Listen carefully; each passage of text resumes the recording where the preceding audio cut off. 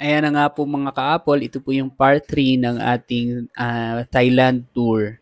So ayan po yung farm na aming unang pinuntahan dito sa Thailand. So kung mapapansin niyo po, yan po yung ang farm nila is meron na pong cart na nagdadala ng mga tourist na pumupunta po sa kanilang area kasi medyo malawak po talaga yung area nila na punong-puno po ng mga fruits gaya ng durian at saka mangustin. And then meron din pong mga mangga.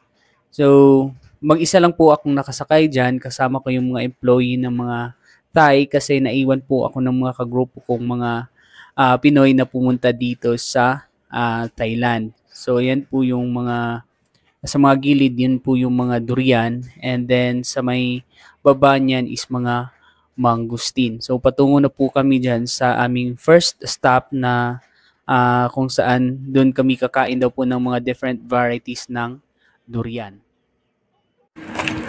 Ayan, pagkababa po namin sa cart, so dumiretso na po kami din sa mga nagbabalat ng durian. So ang variety niyan is, kung di ako nagkakamali, is muntong.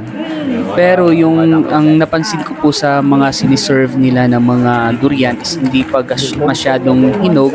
Kaya nung tinikman ko po yan is medyo may pagka-crunchy and watery po ang texture ng muntong durian na yan.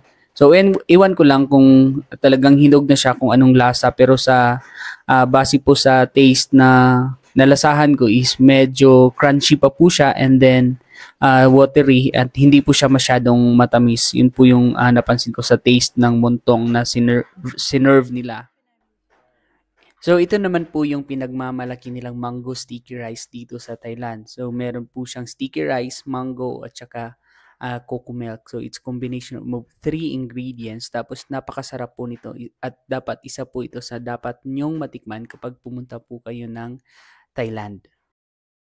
At ito naman po yung juice naming ininom dito sa Thailand na kung saan napakatamis po nito. At sa sobrang tamis, ang dami na rin pong mga bees na umiinom dito sa kanilang jar.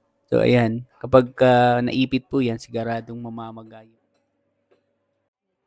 So ito naman po yung tinatawag nilang snake fruit. So nakikita ko lang po ito sa mga videos.